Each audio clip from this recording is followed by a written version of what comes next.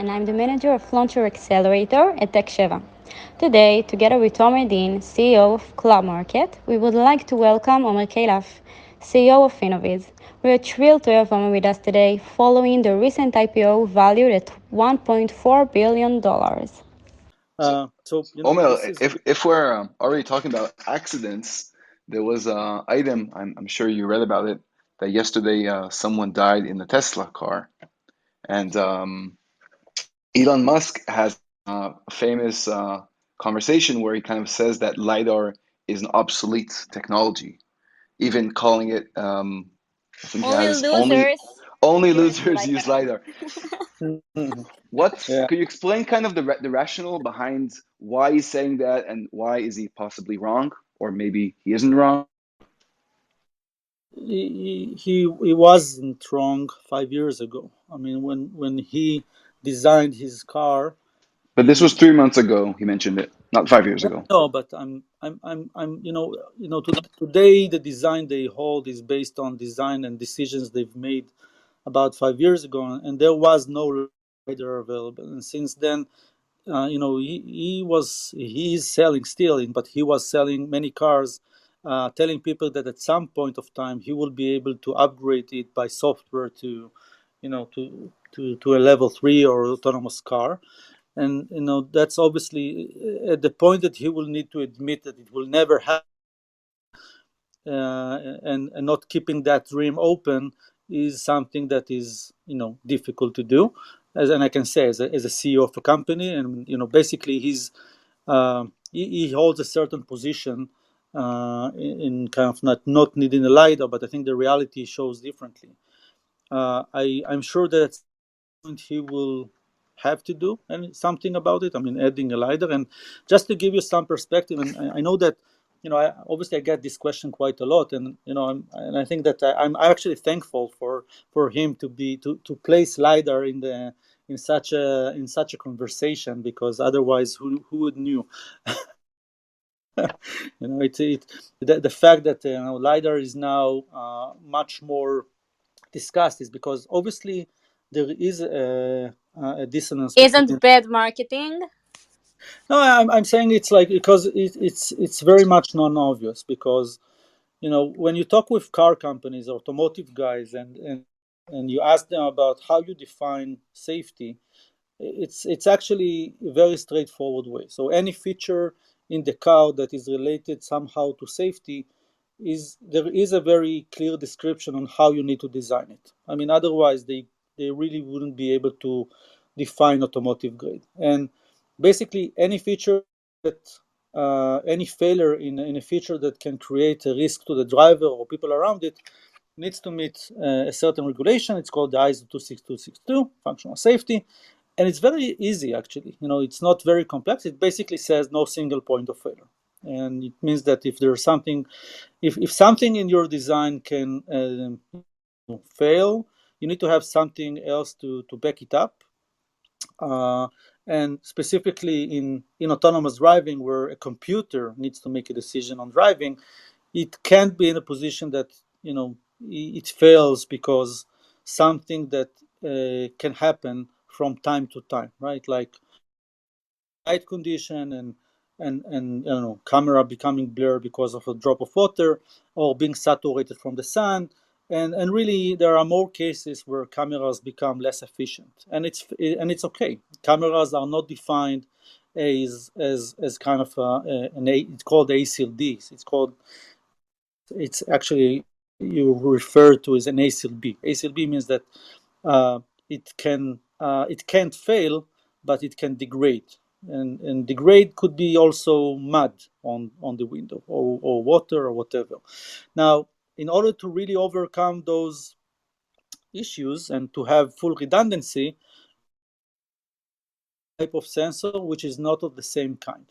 I mean, adding two cameras that both fail in low light condition obviously do not provide you redundancy. So to really meet functional safety in this kind of feature, which I'm sure you will all agree it's related to safety, you need to have another sensor which is not of the same kind, that can provide you the ability to see the same problem that you might not be able to see if the other one is not working. And the only sensor today that is considered as providing redundancy and complementary for cameras and radars is a LiDAR. Now, as long as you're not using it, you cannot define it as automotive grade, or I would say functional safe. And what Tesla is really doing is they are not saying it's a level 3, they are saying it's a level 2, and they are allowed to allow the car to drive the car as long as the driver is the redundant sensor. So as long as the person who is in their car is holding the wheel and ready to engage if something goes wrong, it's okay. I mean, the car can drive itself.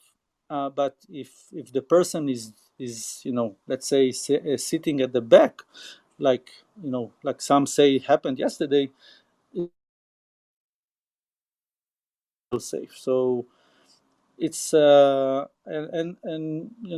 think that at some point there is a glass ceiling of what you can really achieve with cameras and radars, and it's not going to meet autonomous driving, and it's a shame. I think that Tesla has the opportunity to run faster than most car companies, and they need to kind of become less Catholic about this. I always say that I don't really understand why people are becoming too maybe too religious about technologies, because a lot, right? And they become better, cheaper, available.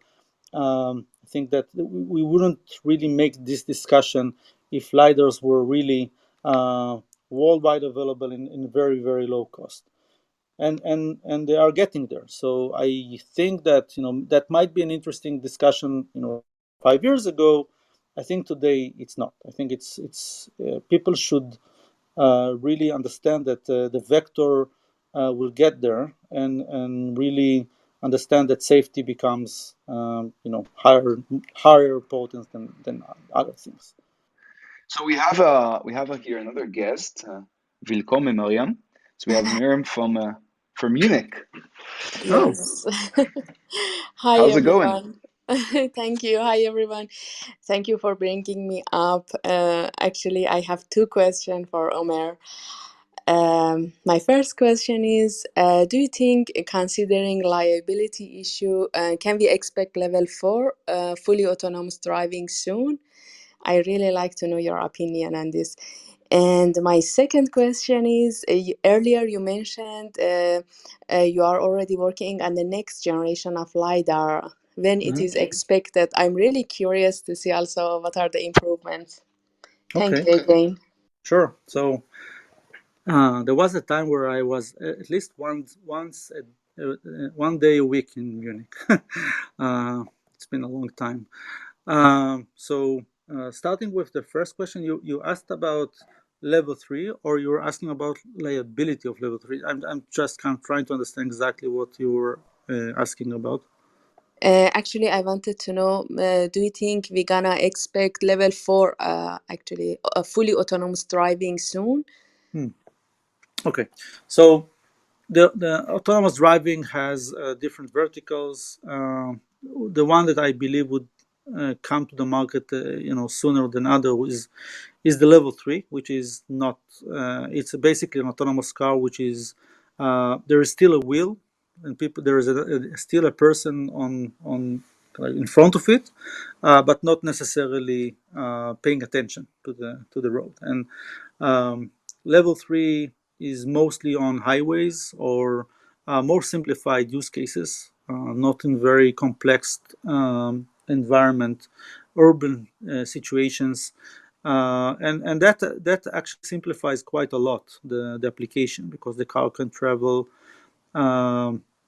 in a certain assumption about the environment, and most of the need is for the car to really understand the front of the car and not the sides. And level 4, which requires driving in an urban complex situations, requires the vehicle to have multiple sensors around it because of the complexity of the environment. I mean, the use cases become much more harsh and difficult. Um, I think that there are two main gaps on the level 4. The first is basically the cost around it, because of the need of multiple sensors around the vehicle, that these vehicles are still tend to be more expensive. A certain application of level 4, which I believe would be interesting, and I would think coming earlier, is like the shuttles. So those are urban vehicles that are traveling quite slowly and driving in a predetermined route. So you have and you might argue it's actually level 5, but basically it's I think those applications would come to the market soon, because these vehicles travel in a predetermined route, which you can train over and over and really get to sufficient confidence to have that working freely. I think it's all about in autonomous driving. It's that kind of a 90% versus 10% that is. It's not about the technology. I think we've kind of reached a point where the technology is there and available. That's the 90%. And I think the 10% that is what's slowing down the market is mostly about the validation, and then basically going through the process of getting the confidence high enough in order for the whoever runs that vehicle or responsible for it to take responsibility on anything that might happen. And I think that for a level 4 robotaxi, it will still take quite a lot of time. I would say at least 5 years, more to get to that level of maturity. But I'll be happy to be surprised.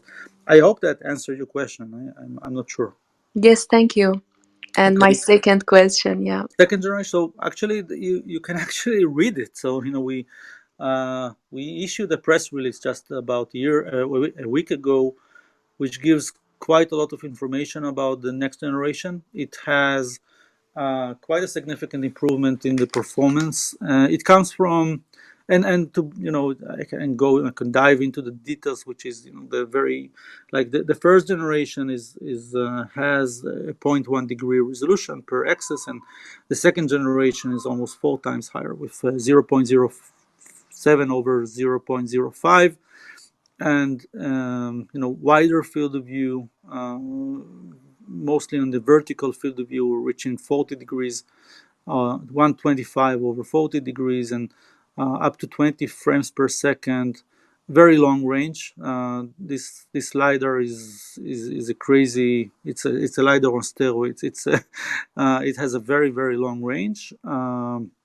We're reaching like 220 meters at 10% at full sunlight and high, full frame rate, etc. It's you can find, and one of the key improvements also in this product, that's also going to include all of the computer vision within the box. So in the first product, the lidar and the software is running on the car.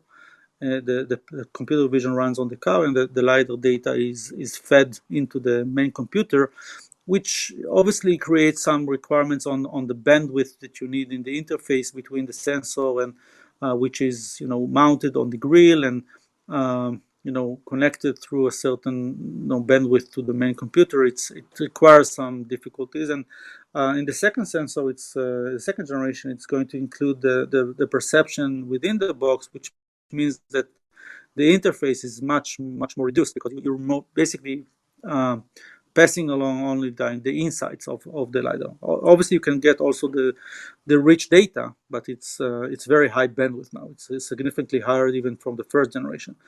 And on top of it, it's going to be smaller and much cheaper. So we got to about 70% cost reduction, which is very meaningful for us to be able to be relevant for car companies that are not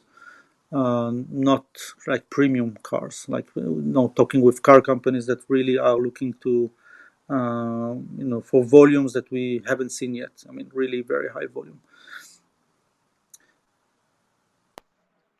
Great. I hope that. Thanks a lot, Miriam. Thank you, Omer. Thank you. Thank you. And welcome, Raul, to the stage. And if you can feel free to ask your question to Omer. Hi, Omar. I'm from Switzerland. I just have a question about how did you scale in the beginning part of your business, and how long did it take you before getting funding with your prototype or MVP? Okay, so it started with it was very short. I mean, basically, I have left my previous job, which was a startup I was working for, and I met. I mean, I would say I was lucky, right? Because I met an investor that knew very well the automotive space, and he identified the fit between what I was talking about better than what I would be able to do, because he comes, and this is what I always tell entrepreneurs, that really the key to get funded is to really know that you're talking with the right investor. And I was lucky there because um, he knew a lot about the automotive space to understand that what I'm talking about is very very important. Um, and therefore he knew much better than me about kind of the urgency of this market, because he already invested in companies in automotive, in mostly in cyber, but he was seeing the development in this industry while other people haven't read. And for that reason he knew the sense of urgency better than even me. And he identified that I'm willing to run as fast as possible, and I really didn't I wasn't really looking to optimize the deal in which I get funded. So he knew that I will be able to access good people. I think he was also he was leading my unit. It was many years before I was there, but he's a very he's a person that is very very well known in Israel, so he had the ability to learn about my past and my roles, and that helped him to move quickly. So I was very stubborn on not really not willing to compromise on anything. And lidar is really a very demanding product. It's obviously cost and performance and reliability, and performance it has so many attributes which all of them have to work simultaneously together. So we went through really started to think about the different technologies that will allow us to do it. And one of the risks that you might happen to be in that situation is that you might go in a process where you will not converge in time. I mean, obviously, you need to develop the right thing, but if it will take now 20 years, we will miss the window, right? The opportunity window. And we knew that we have about 3 years. I mean, while everybody talked about autonomous cars in 2 years, we knew that it's not really going to happen. And we have about 3 years to ramp up all of the technologies we need. And based on those assumptions, we design a system that we believe that we will be able to develop the right technologies to achieve it. And that was really Innoviz one. And this is when we went out of stealth mode and announcing the product and our targets, and starting to work with BMW. And the design freeze we made for Innoviz one, which was about 3 years ago, was based on the first chipset that we were planning to achieve in the right timeline. But obviously, all of those components has a roadmap. I mean, Innoviz 2 is generally speaking, is basically on developments that we have on each one of those components, because we didn't really stop developing it. It's just Innoviz 1, it was just kind of like where we had to cut the innovation to bring it to the right level of engineering for automotive grade. But that was just kind of like what we thought would have the least risk for us to meeting the time of the program. But now, while we were developing the technologies further, and those technologies are available for us, we can now incorporate them in the next generation, and leverage on additional performance and lower cost. And those components will continue to develop, I mean, for Innoviz 3 and 4 and 5. And yeah, that's so the MVP is, as you said, and sorry for maybe a long story, is like what we in automotive. MVP is very difficult to define because eventually it's a very centralized or say there are eventually a few customers, right? I mean that basically define what they want. It's not like a consumer company where you try to design something that you think that the whole market would like. Eventually, there are specific car companies that are very technical, that they have a certain understanding of what they need in order to achieve autonomous driving, and you really need to basically to bring it and to where they need. So Innoviz one in many ways. We learned from BMW about what is the MVP, and that was what led us to design the product. And now we're working with car companies that are working on other applications. And now Innoviz 2 spec comes from basically taking all of the requirements we've seen from any customer and just took like the maximum of anything, like trying to have a product that actually meet anything we've seen so far, and then some more. Because to really design a system for each company is not very beneficial. So MVP is more difficult in this field. I mean, eventually, I can say that we I had a product engineer in the company, and like he was working over a year on defining on what would be the Innoviz 2. And then at some point there was a huge customer that basically told us what he wants. What do you think we've done? Seriously? I mean, it's eventually, in the automotive space, you have companies that comes with, there are early adopters, right? I mean, in any industry, you have those companies that drive the innovation, and they are those that adopt new technologies faster than anyone, and they provide and they provide you a path to the market, because others are fast followers. They are less technical. They will talk with you endlessly, but eventually those will really take you to the market are specific car companies that are considered early adopters.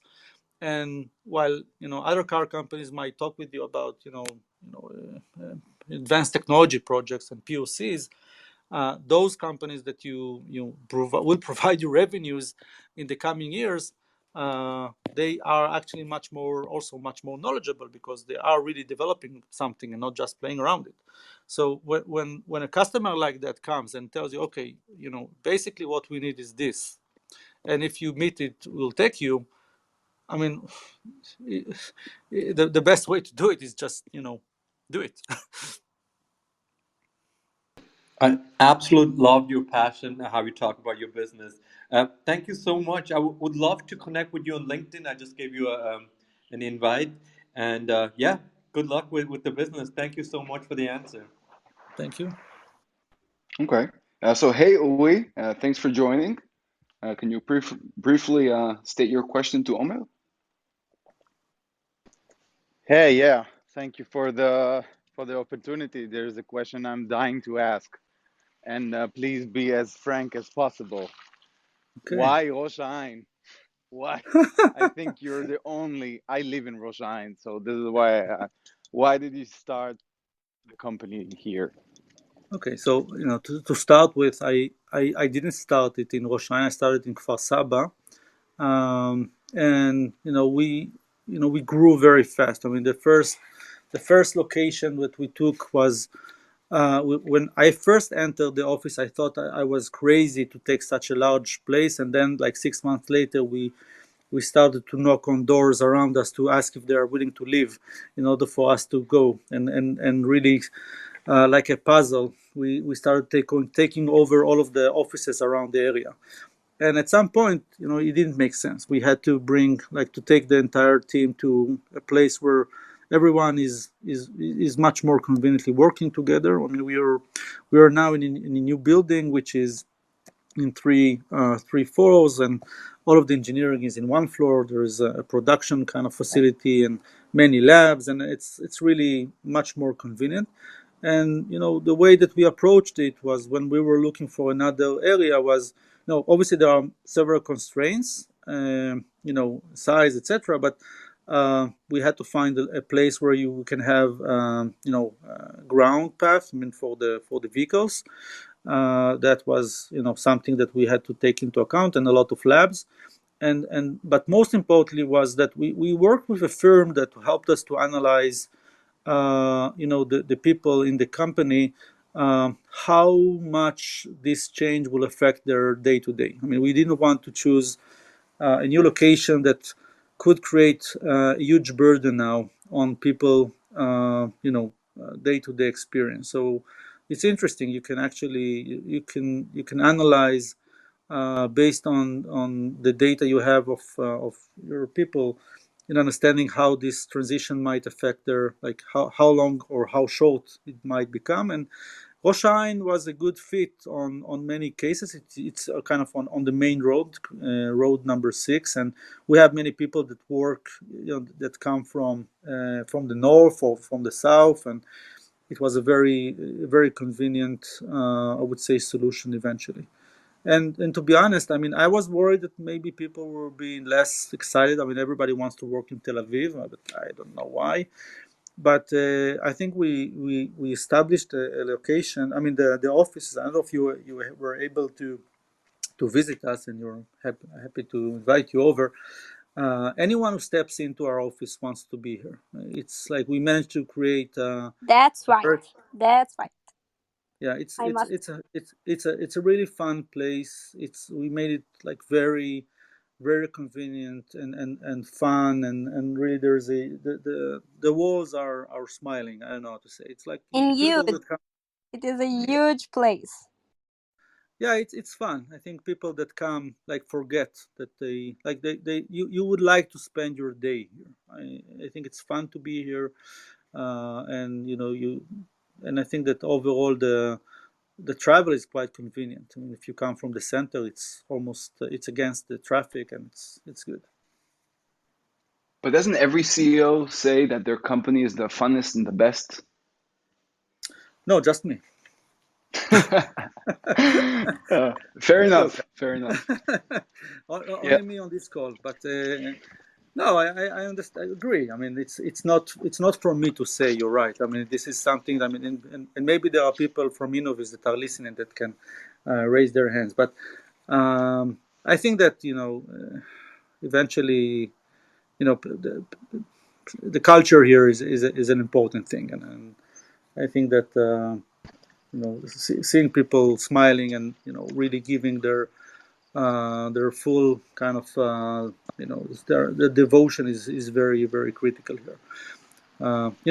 Working in the automotive space is very difficult. You work with customers that are super demanding. There's like autonomous driving is not, it's not like science fiction. It's not Disney World. It's not it's not the Harry Potter story where you see the broom moves automatically. It's really it's really much more less exciting and fun than people would expect, because eventually it's about safety, and it's about going through very difficult testing, and it's about going into the fine details and doing things over and over, and then it could be exhausting, and you need to have a lot of I would say people that are super innovative. I mean, to do something like what we do requires you to be able to hire the most innovative people and bring them into an industry which is the less innovative you can imagine. So there is some dissonance where you need to bring people that are, they want to innovate, they want to develop things, they want to really kind of like not don't get them into discussions about PPAP and ACQP, and then really kind of like those things that are kind of the less sexy part about technology. but they understand that this is really what it takes, and you need to, in order to kind of overcome that, you need to really bring them into the right kind of mindset and motivation of making it happen. All right, great. So, Omer, how are we on time? Do you have time to continue for another 20, 30 minutes? My kids are asleep a while ago, so I'm okay. But your VR headset is still active, so I guess Yeah, that's the exactly. alternative. So great, thanks Uli for the question. There's a big difference between that and sharing your margins and all your costs and all your cost structure and your future plans, and everything is in the eyes of the world. Wouldn't you cut? But you're still saying that it's not a disadvantage. No, it's not. And I just look at we've just did a press release about a week ago.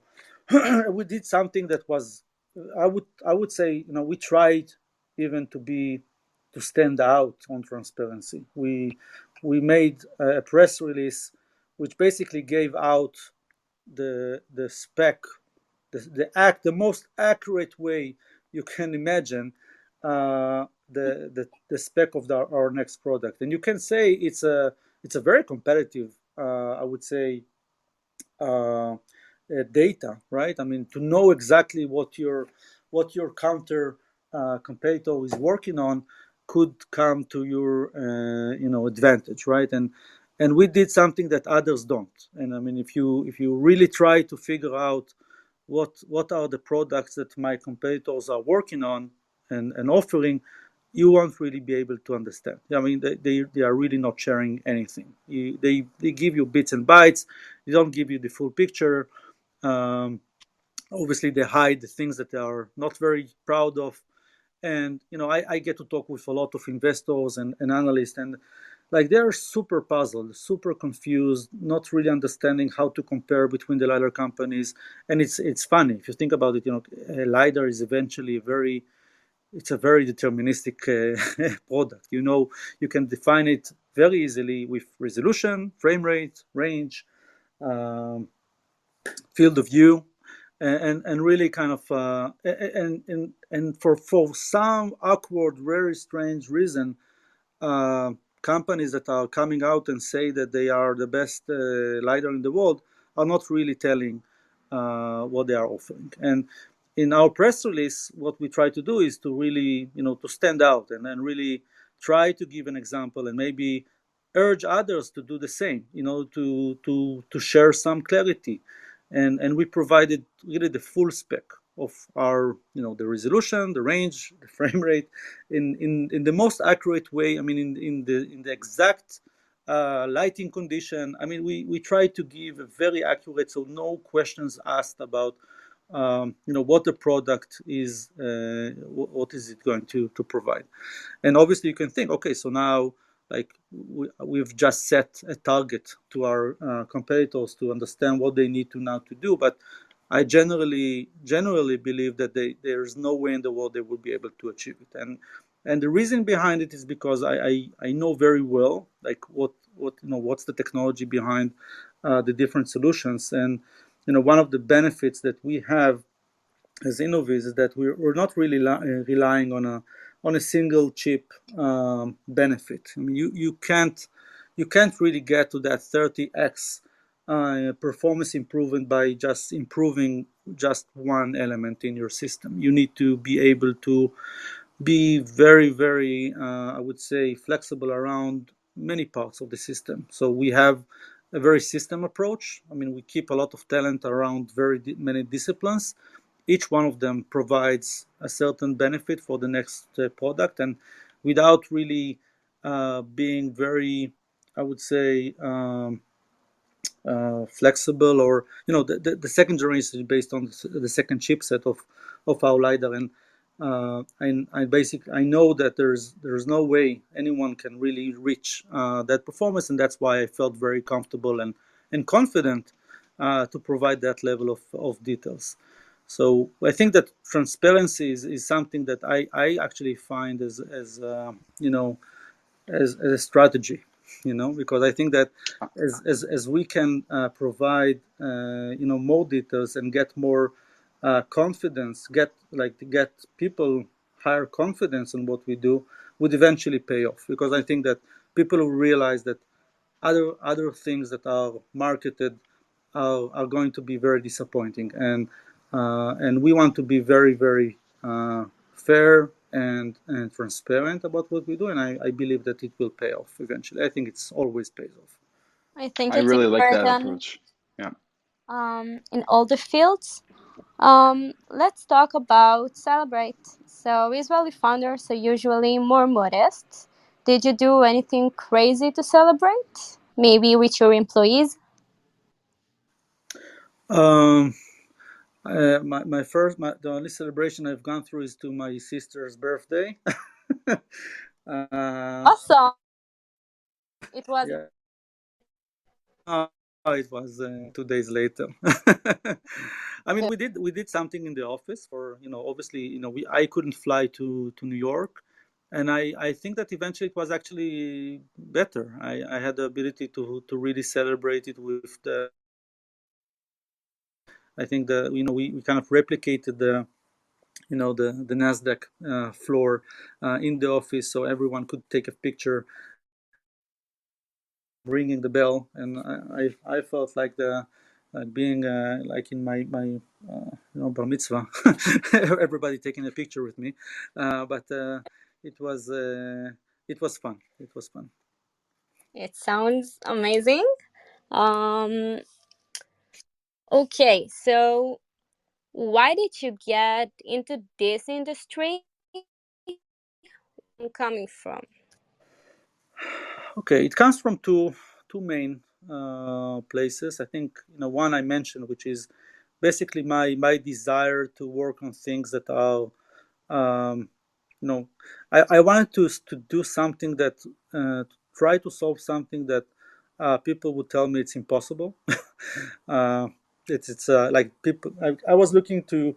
I had a list of ideas, and the one that people told me that's insane, nobody can do it, it's exactly what I want to do. And I think the second reason, and maybe specifically to the automotive space, is no, probably somehow related to my background, which is my older sister, the same one I was at her birthday, was actually gone through a very, very hard accidents when I was young. So when I was 10 years old, my older sister got into a very serious car accident, and basically my mother was called to come to identify her, and during the night my father was in Oh my gosh. traveling. Actually, he was in Germany at that time, and I didn't see her for about I think 6 months before I was really allowed to visit her. She was in a very difficult situation for a long time, and it obviously had a huge effect on my family. My mother, which was a ballet dancer, and my sister was a ballet dancer as well. My mother was a teacher of ballet, and she had like over 100 students. She had to close her school, and it had a huge impact on the family itself. I was 10 years old. I think that in many ways, I also believe it had a huge effect on my character, and I became very much independent in the way that I manage my life. And at that time, where about 2 or 3 years, where your family is like completely a mess. As a 10 years old, you're really only looking to find ways to offload anything from your family. So I was basically, I think that was the point where I started my life in a kind of in a certain path, and being able to solve this problem, which is really providing safety, to this mobility world is amazing. I mean, it's such a high impact on so many people's life. I mean, it's definitely something that we need to do anything to solve. So that's what we do. Hmm. Wow. Very, very touching. Um, so you mentioned a bit before that you're getting people are asking, for people are identifying you in the supermarket and some public places. Can you tell us a bit about if you're getting these kinds of equivalents online, kind of having a little new fan base online? Um, I don't know. Look, I mean, it's interesting, but through the Corona COVID-19 time, I kind of learned that while I can't really travel too much, I need to find other ways to market the product, and I kind of like realized that we have a certain advantage that we really have a product that works amazing, and it's like something I have to show the world.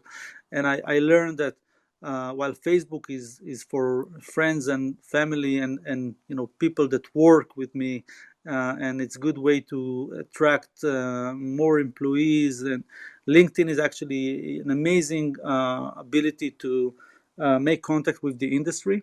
So I've been uh, crazily updating, showing a lot of videos of the lidar, of the sensor, and basically sharing also some knowledge. I think that some trying to create some kind of a rhythm which I try to explain some of the things. And I think that I also learned. I just joined Twitter about 2 months ago, as I learned that Twitter is a good um, environment to basically be in touch with investors. So, and I'm learning how to work in this kind of environment. Again, it is important for me to be accessible, and I assume that I answer anyone who's approaching, and try to. I mean, obviously there are things that I can say and things that I can't say, but you know. And yes, from time to time, I do get people approaching me, and mostly on business side, but also from investor side. And of course, now being a public company, you can't really say much. I mean, beyond what saying anyway publicly. I just urge people to continue to follow me and learn more about the company. And I think this, like, it's obviously not. It's not a short term. I don't know. I think that investors that are coming into the SPAC world should understand that these companies are going into the market for a long cycle. I mean, this is for choosing winners for the long term. I mean, there are multiple programs that we're working on. The ramp up would happen in the next 3 years, as we expect from Innoviz 1 and Innoviz 2. These things do not happen on like a daily basis. I really don't. I tell people that you should invest in the company if you really believe. Like, you only if you believe entirely that this is really the right team and the right technology, and then you should be fine. I mean, it's that's all. I mean, I urge people to learn more and more about the company, and that's all. I think you do it well. Do your kids understand LiDAR yet? My question is something I found myself also falling in this trap. While it is good to understand the business and the tech side, it also has its disadvantages. For example, it kind of sounds from your personality that you like to get into the details.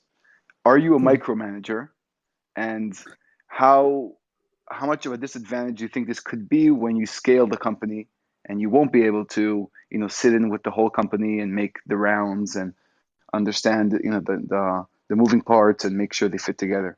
So does your personality as a micromanager, I'm kind of diagnosing you already, come into play? Well, I hope I'm not. I mean, I'm not trying to be, or at least I hope that I'm not. I think that the for a company like Innoviz, and as you see, it's really is requiring a lot of technical challenges that you need to overcome, and those are things that you need to have to be minded of. And I've been in companies where the CEO was completely disconnected from reality. He had a certain story, but whenever we try to update him on what's really going on, he got upset. So I think that it is very important that the CEO of the company is connected to the ground in many ways, and but you also need to travel, right? So I think one of the benefits of coming to lead the company, which is so complex technically, is that the fact that you come with sufficient experience helps you to manage that without to be too exhausting, right? I mean, if I had to really kind of every discussion I have with someone technical in the team to understand where things are, and he had to go through the basic of stuff, I would be lost very quickly. And I think that having the fact that I can actually, I've spent so many years in development helps me to spend just the sufficient time that I need in order to understand where things are, to try to see if I can help in kind of connecting the right dots. And I But well, it's funny that SPAC has become such a big trend. It's a very old concept. It's a reverse merger, and they just added some nice little ring to it, and now it's all getting all the buzz. look, I think that and I said it also on some interview, I think it may be one of the best things that happened to Israel. In Israel, we have amazing technologies, people that are really devoting their life to develop outstanding technologies, and at the point where you need to scale, in Israel, it's more difficult to really get that, to get those growth that allow you to become a much more meaningful player. I mean, Israel is very famous on very nice exits of companies that have developed technologies, but eventually were sold to companies like Apple, right? And I think this is now a unique opportunity for companies like Innoviz to become very meaningful players. I mean, the fact that we have raised now $370 million, on top of what we had earlier than that. I mean, it's given us an opportunity to do like amazing things. I mean, Innoviz is one of the most crazy innovation center, I would say, in Israel. And I've been in some companies, and I think the ability to really feed that kind of machine like to provide continuous innovation. I mean, that excites me. I think it's like, I don't know if the world knows enough. Fortunate they are in having this amazing team. Now can like really focus and continue to develop amazing technologies. To me, it's exciting because I know the people here and what they can achieve. So we talked a lot about the advantages of raising money through the public, through the SPAC. Let's talk a bit about the disadvantages, because I know a lot of people, a lot of entrepreneurs, they kind of imagine ringing the bell, kind of the biggest day of their lives. But being a publicly traded company has a lot of restrictions. You have to disclose everything you do, or a lot of things. I assume makes the company a bit slower. What have you noticed so far in the 4 months, 5 months since then? Is a disadvantage.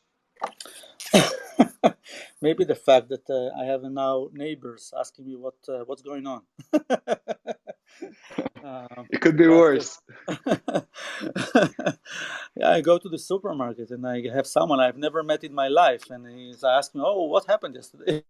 Yeah, uh, no, I mean, look, I mean, and maybe it's because of the way that we've been working, generally speaking, with BMW and others. I mean, in the automotive space, you really learn how to work in full transparency and like really being very professional about how you manage processes. And I think that nothing here really is different for us. I mean, I personally believe in transparency, and that's part of the cores of how we manage the company and the way that we manage our day to day. And I think that's really what is helping us to work in a huge collaboration. And I think that working as a public company, and I don't know how many of you ever kind of met me or something, but I'm keeping a very active kind of update on LinkedIn. You can follow me on LinkedIn, or I have a tendency to provide updates quite a lot. And I think that's kind of like a new, it's a new era. I think that the new industry 2020